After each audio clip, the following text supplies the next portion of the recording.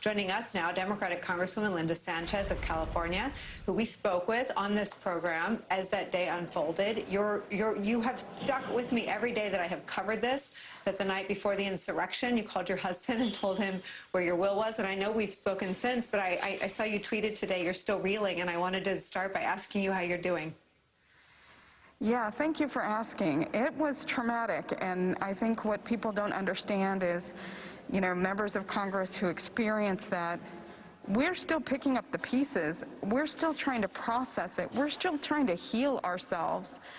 And we're getting all this pressure from everybody to do this, do that, you should be doing this, you should be doing that, or just get over it, get beyond it. And what people don't understand is you have to process it, you have to heal, you have to, in order to move on, feel like somebody takes responsibility for what happened and that there is accountability for what happened.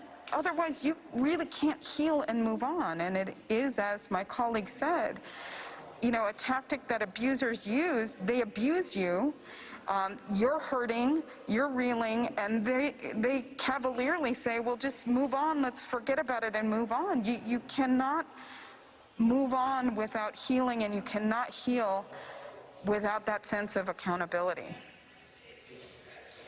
What do you hear from your Republican counterparts, save for the 10 that voted with Democrats in the bipartisan impeachment of Donald Trump? Is it denial? Is it political pressure? Why isn't this an all against insurrection moment for the Congress? That's what I don't understand, because I will tell you, in those moments of that insurrection, the mob was not defining who was a Democrat versus who was a Republican. They were coming for all of us. All of us could have lost our lives that evening. And they specifically were looking for Vice President Pence, who is a Republican. I mean, the crowd was not discriminating, and had they breached that chamber with the members in it, I can tell you there would have been casualties on both sides of the aisle. I cannot fathom why I have colleagues, Republican colleagues, who refuse to denounce those actions, who refuse to stand up and hold the president that incited these people to account. It escapes me why they would continue to repeat these lies unless, A, they don't live in reality, B, it's politically expedient for them and for their own wishes of power to deny what happened, or C, they're nihilists and they just don't care what happens.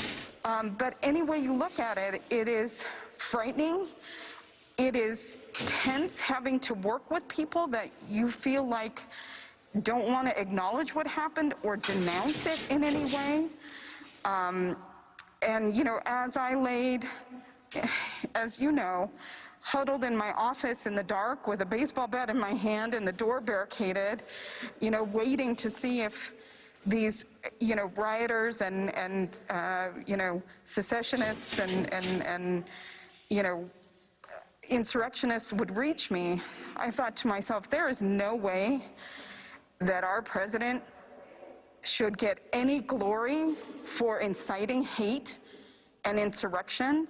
And as I sat there, I vowed that I would introduce a bill, and I have, that would prohibit anything that has a penny of federal money in it from being named after him. And it would also strip him of all of the benefits and honors that former presidents get. So he would not get a travel budget or a staff budget or a pension, because you cannot be a traitor to democracy and this country and profit from it, in my view.